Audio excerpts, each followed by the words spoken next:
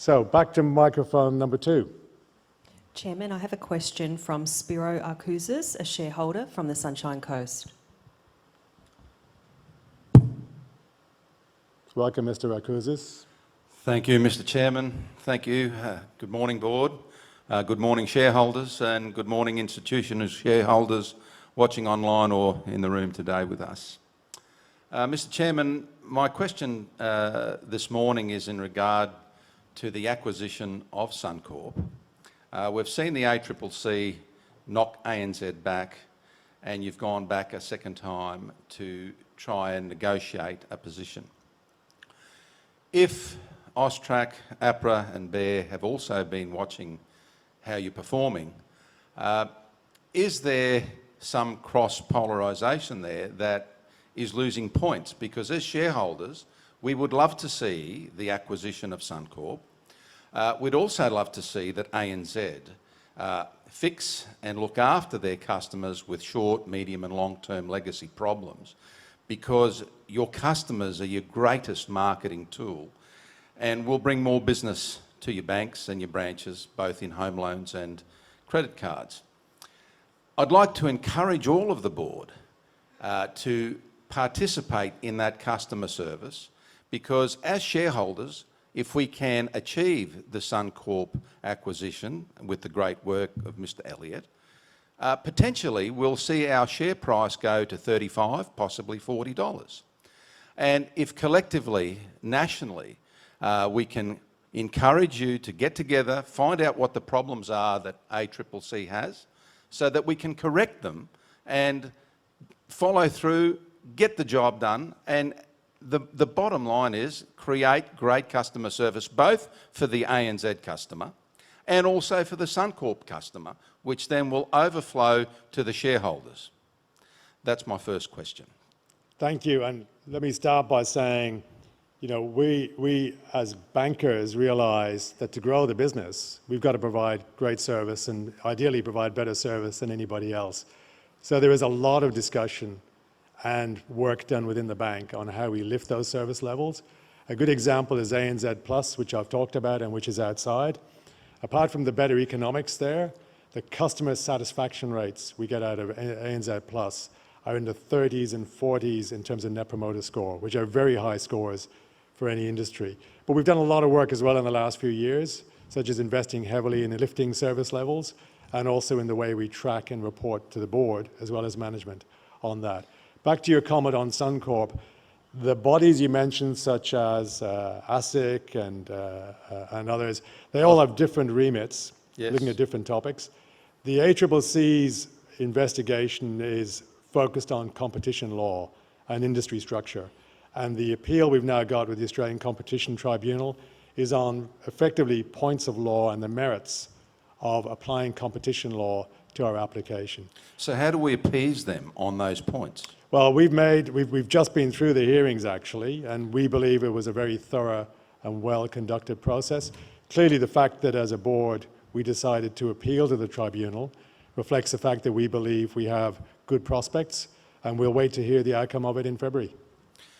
Now, thank you for that, Mr. Chairman. Regarding the short, medium and long-term legacy problems that, you know, over the last 5-6 years that I've been either attending or watching online, we're seeing a repeat of a lot of those still coming to the AGM.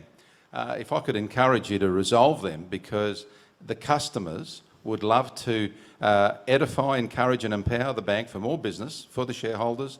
I think it'll just create a stronger bank and a stronger brand. So that is the conclusion of my first question. Thank you. Going into the second question, Mr. Chairman, it's to do with the branch closures. What's the speculation, or what have you got on the agenda for the next 12 months for branch closures throughout Australia?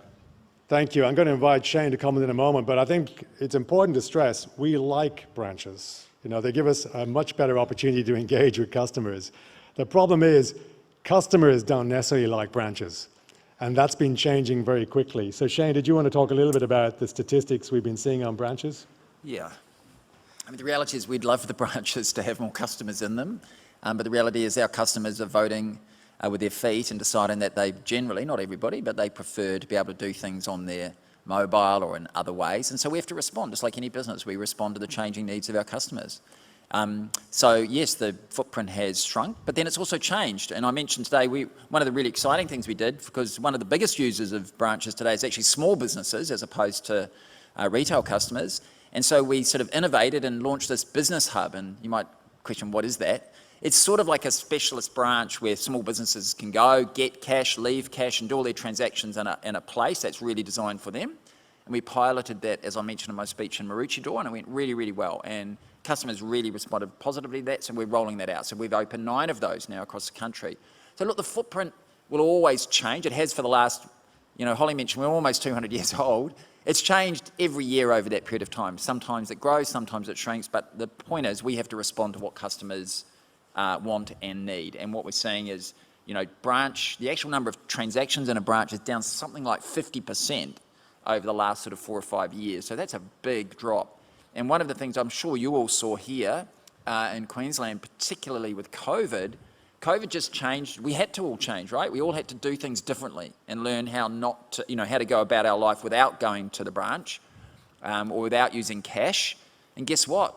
A lot of that never bounced back. It never changed. And even though COVID's behind us, or mostly, the reality is most of us have learnt those new ways and have responded in that way. And so look, we don't have a number, but we're continuing evaluating branches, what's working, what's not working. We have to respond just like any business. Thank you, Mr. Elliott. Look, I've had a wonderful relationship with ANZ for a long time.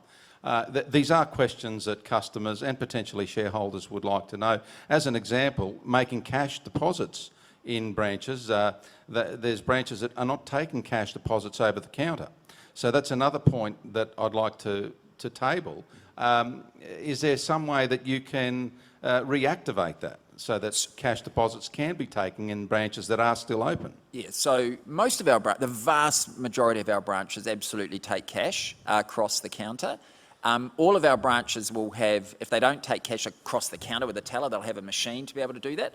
The reality is, as I mentioned, fewer and fewer and fewer people are actually coming into a branch with cash. In fact, I think the latest data from the Reserve Bank, there was 2 interesting points there. Only 13% of transactions in the entire economy are done with cash today. That number used to be more than 50% just less than 10 years ago.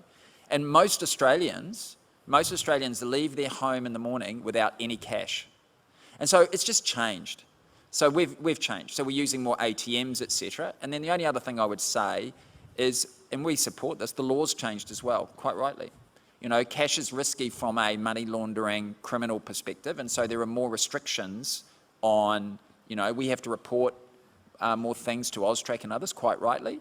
And so cash is just not what it used to be. So as I say, the vast majority of our branches, the vast majority absolutely take cash and will continue to do so. It just depends on usage in those places. And all I would say is, as a shareholder, we all need to be aware that while those things sound nice, or we should just, be able to take cash in every single branch, there's a big cost associated with that. That means, we have to have safes and security and inventory of cash and all those things, and armour guard coming and going, and that imposes quite a bit of cost. And so we're always trying to get the balance right, and, that'll continue to be the case. Thank you, Mr. Elliott. Just the last part to this question. I think that's a very clever way of getting 4 questions in. Well, it's all related to the same, Mr. Chairman.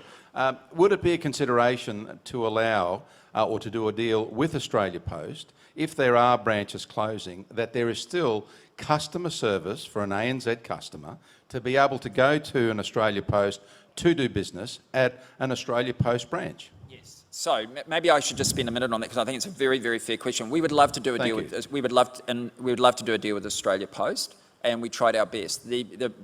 Our position, and they'll have a different position, our position is that the way that they've structured the commercial contract, what they've said is all the big 4 banks have to pay the same fixed amount, and I can't remember the amount, but it's something like $25 million a year. So we have to pay 20 or whatever it is, $20 million a year, and then we have to pay every time a customer uses their service, we have to pay whatever the number is, a few dollars. I don't have a problem with user pays. The problem is the initial fixed fee. While it's nice to sit and talk about the big 4, the reality is CBA is twice our size. And I don't think it's fair that we have to pay the same as CBA who are twice as big as us. So we said, hey, our bank actually is closer in size to Bendigo Bank. Why can't we have a fee that's closer in size to that? And that's fair, definitely. And Aussie Post said no. And so that's the debate we're having. I met the new head of Aussie Post just recently.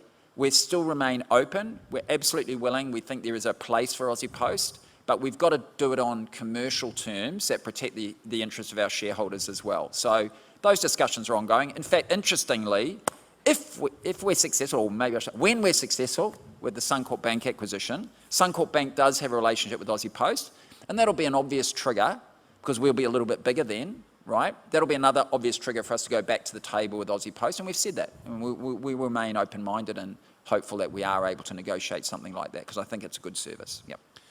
Just to that end, with Australia Post, would it be possible that CBA, NAB, Westpac, the four of you could get together?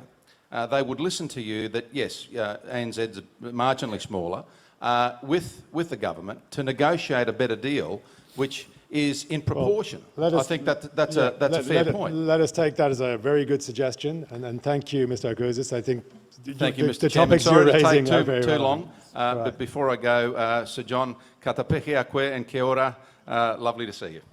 Thank you. Okay. Thank you, Mr. Chairman. Thank you. Thank you.